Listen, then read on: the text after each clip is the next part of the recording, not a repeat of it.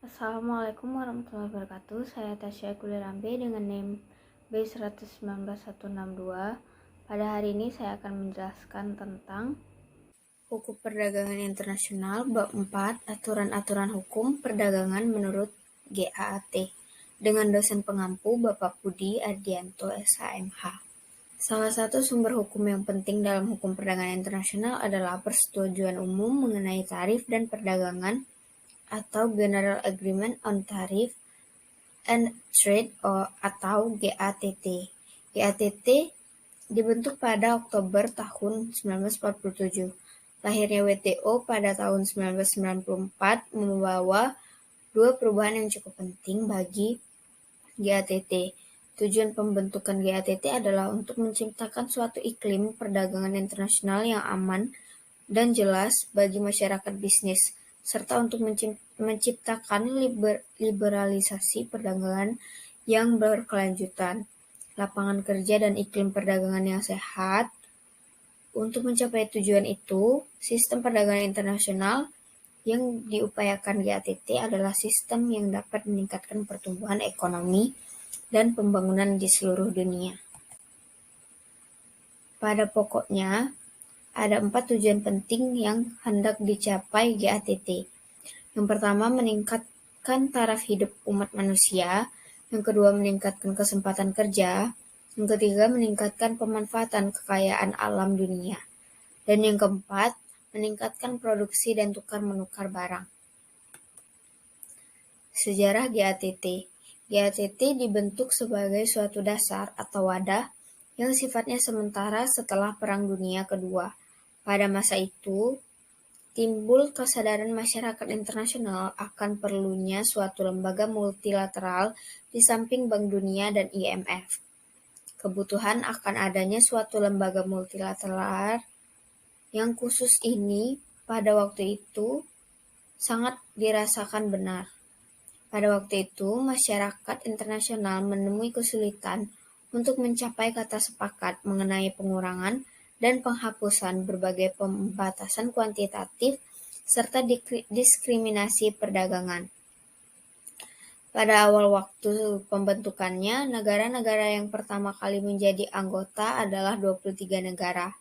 Ke-23 ini yang membuat dan merancang Piagam International Trade Organization, yang waktu itu direncanakan sebagai suatu badan khusus PBB. Pertemuan penting diselenggarakan di Jenewa dari awal bulan April sampai November 1947, dari tanggal 10 April sampai dengan 22 Agustus. Panitia persiapan melanjutkan tugasnya membuat rancangan piagam ITO, dan dari tanggal 10 sampai 30 Oktober, perundingan-perundingan bilateral berlangsung antar negara-negara anggota komisi, antara lain Brazil, Myanmar, Ceylon, Pakistan, dan Rhodesia Selatan.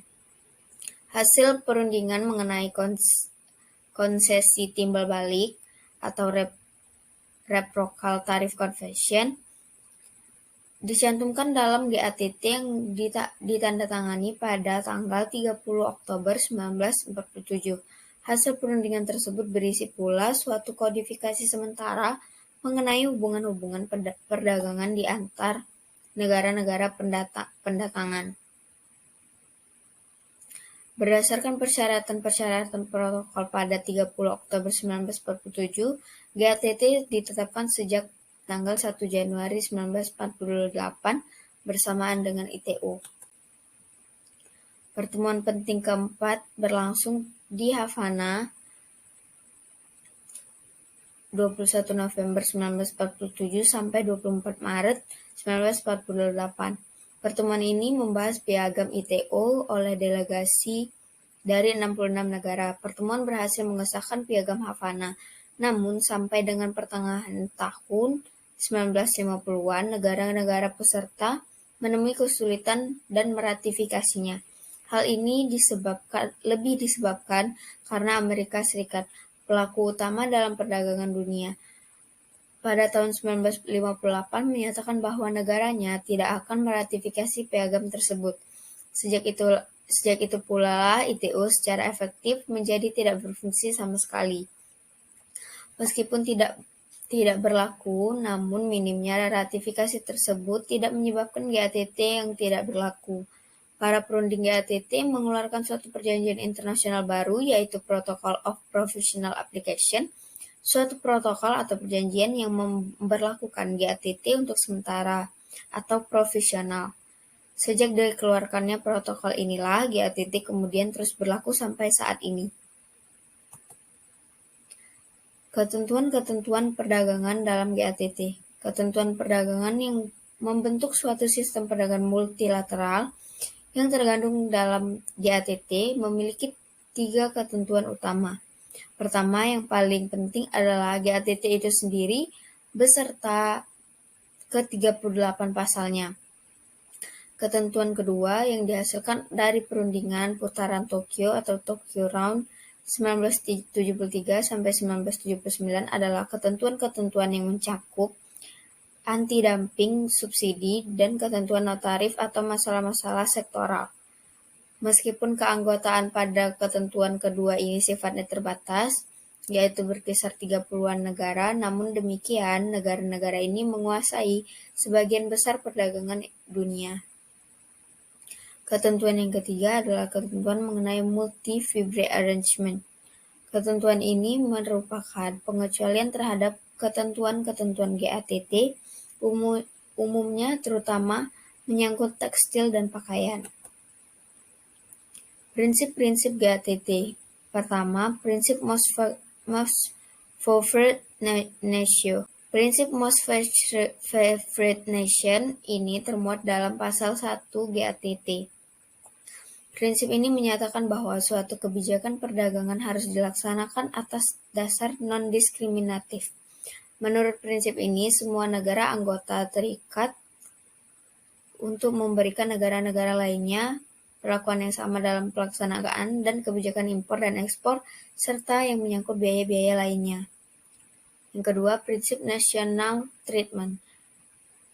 Prinsip national treatment terdapat dalam pasal 3 GATT. Menurut prinsip ini, produk dari suatu negara yang diimpor ke dalam suatu negara harus diperlakukan sama, seperti halnya produk dalam negeri. Prinsip ini sifatnya berlaku luas.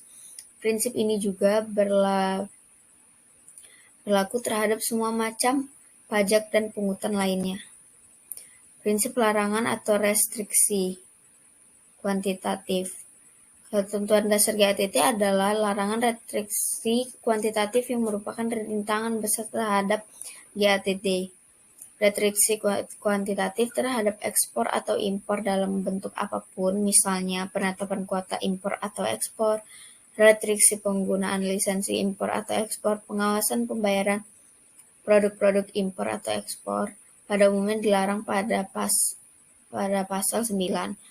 Hal ini disebabkan karena praktik demikian mengganggu praktik perdagangan yang normal. Yang keempat, prinsip perlindungan tarif. Pada prinsipnya, GATT hanya memperkenankan tindak proteksi terhadap industri domestik melalui tarif dan tidak melalui upaya-upaya perdagangan lainnya. Perlindungan ini menunjukkan dengan jelas tingkat perlindungan yang diberikan dan masih memungkinkan adanya kompetisi yang sehat. Prinsip resiprositas. Prinsip ini merupakan prinsip fundamental dalam GATT. Prinsip ini tampak pada preambul GATT dan berlaku dalam perundang-undangan tarif yang didasarkan atas timbal balik saling menguntungkan kedua belah pihak. Perlakuan khusus bagi negara sedang berkembang. Sekitar 2/3 negara anggota GATT adalah negara-negara yang sedang berkembang yang masih berada tahap awal pembangunan ekonominya. Untuk membantu pembangunan mereka pada tahun 1965, suatu bagian baru yaitu Part 4 yang membuat 3 pasal ditambahkan ke dalam GATT.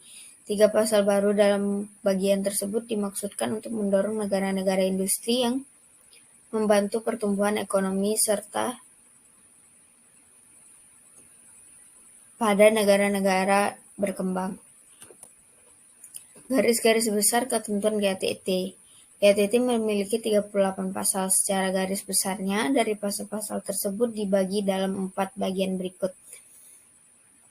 Pasal pertama mengandung 2 pasal, yaitu pasal 1 berisi pasal utama untuk menetapkan prinsip utama GATT, yaitu keharusan negara anggota untuk menerapkan klausul atau most favored nation treatment kepada semua anggotanya.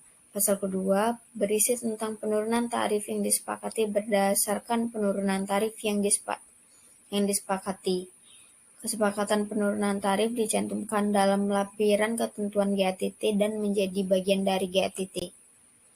Bagian kedua memuat 30 pasal, dari pasal 3 sampai pasal 22. Pasal 3 berisi larangan pengenaan pajak dan upaya-upaya lain yang diskriminatif terhadap produk-produk impor yang tujuan untuk melindungi produksi dalam negeri.